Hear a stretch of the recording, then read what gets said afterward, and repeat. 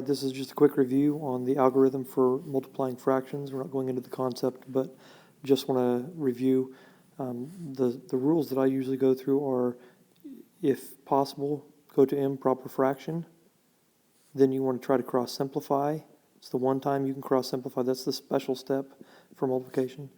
And then basically you multiply the numerators and then you multiply the denominators and then simplify your answer.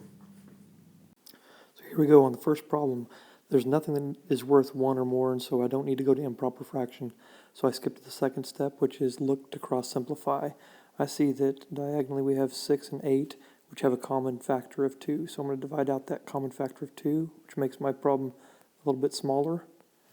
And now I'm multiplying the numerators. 3 times 5 is 15. 11 times 4 is 44. I'm just multiplying across. On the second problem, I will have to go to improper fraction. And I notice there's a negative, so I like to always put a box down on my paper and do the negative part first. I have one negative, that's an odd number, so my answer is going to be negative. Then I go change them to improper fraction. 7 times 7 is 49, plus 1 is 50, and those are still sevenths. And 10 times 1 is 10, plus 3 is 13. Those are tenths.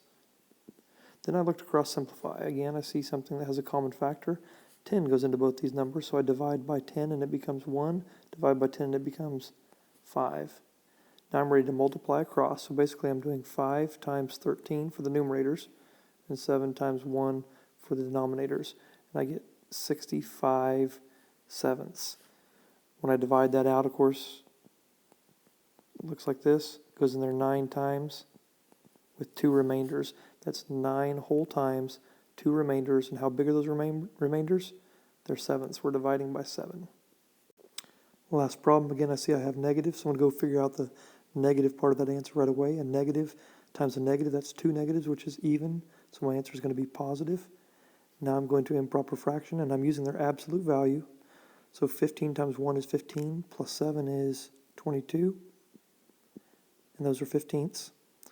And then 4 times 6 is 24, plus 1 is 25, and those are fourths. Again, I look to cross simplify. You can do this without cross simplifying. You're just going to have to, you're going to blow up your numbers real big, and then you'll have to shrink them down, simplify them later. So I find it easier just to simplify at the beginning. So I look diagonally. I see that 22 and 4 have a common factor of 2. So I divide by 2, and I divide by 2. 15 and 25 have a common factor of 5, so I divide by 5, and I divide by 5. Now I'm ready to multiply across the tops. 11 times 5 is 55. And then the denominators, 3 times 2 is 6. So I end up with 55 6. Remember, 2 things on top of each other means divide.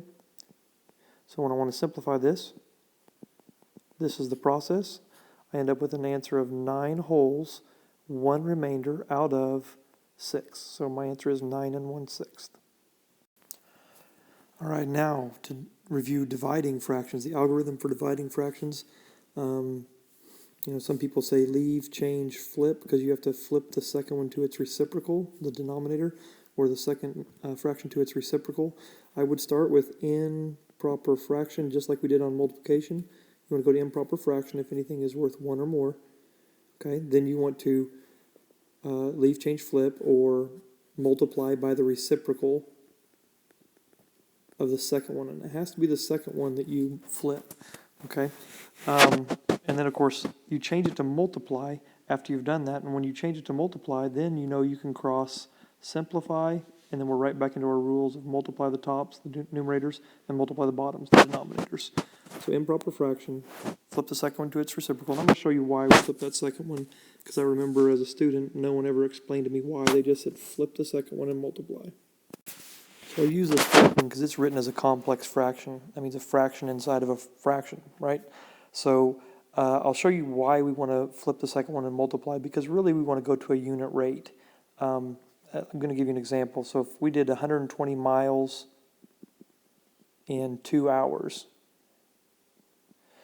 well, then you have two different parts there, a numerator and a denominator. What happens is if you can shrink that to what is called a unit rate by dividing them, it will turn out to be 60 miles in 1 hour.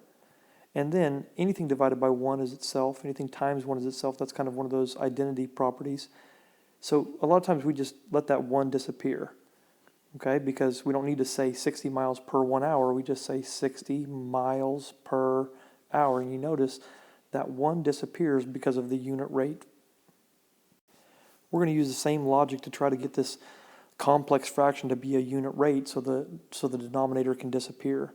So I really want to change the bottom to 1. My goal is to get the bottom to be 1. And what you're going to find to do that is to always multiply it by its reciprocal. If you flip numerator to denominator and denominator to numerator, you have what is called the reciprocal. So now if I multiplied 9/10 times 10/9, I'd get 90/90ths, which is 1. Now, whatever I did to the bottom, I have to do to the top to keep it the same. So now notice, if you now look at the problem that's on the top, isn't that flip the second fraction to a reciprocal and then multiply? Once we're in multiplication again, you can cross simplify. So I see 6 and 9 have a common factor of 3, so let me divide it out.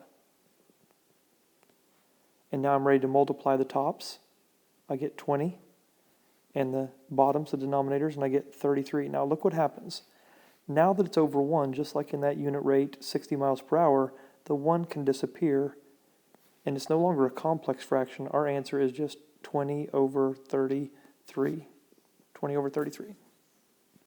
On the second problem, I notice there are negatives. So I'm going to put up the box, and a negative divided by a negative, that's 2. It's an even number of negatives, so my answer is going to be positive. Remember, our first step is to go to improper fractions, so let me switch that. That becomes 9 times 2 is 18, plus 2 is 20. It becomes 20/9. I'm going to go ahead and write it vertically one more time here. Then I change the other one. 5 times 2 is 10, plus 2 is 12/5. Again, I'm trying to get the bottom to be 1 so it can disappear, so I multiply by its reciprocal. And since I do that to the bottom, I also do that to the top. This bottom becomes 1, which will eventually disappear, so I'll just cross it out now. And I look at the top. It's a multiplication problem now, so I'm ready to cross simplify. I notice that 4 goes into 12 3 times, and 4 goes into 20 5 times.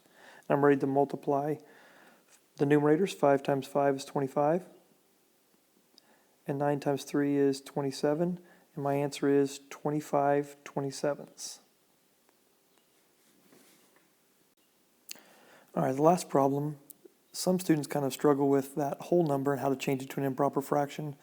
Well, it kind of goes back to what we were talking about earlier.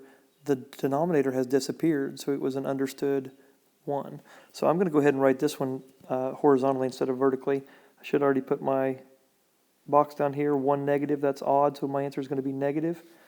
And I go to improper fraction. So 4 times 3 is 12, plus 3 is 15/4. And then I would normally put divide by 5 over 1. That's how I would write this problem horizontally. But I know that I want to flip the second one to its reciprocal and multiply. Because in the end, you're not going to show that whole unit rate. That takes too long to show. This is what we really do, is we flip the second one to its reciprocal, change it to multiply. Now we look to cross simplify. I see 5 goes into there once, and 5 goes into there 3 times. So now we're ready to multiply the numerators. 3 times 1 on the top gets you 3, and 4 times 1 on the bottom gets you 4, and so this simplifies to 3/4, and we have to remember our answer is negative.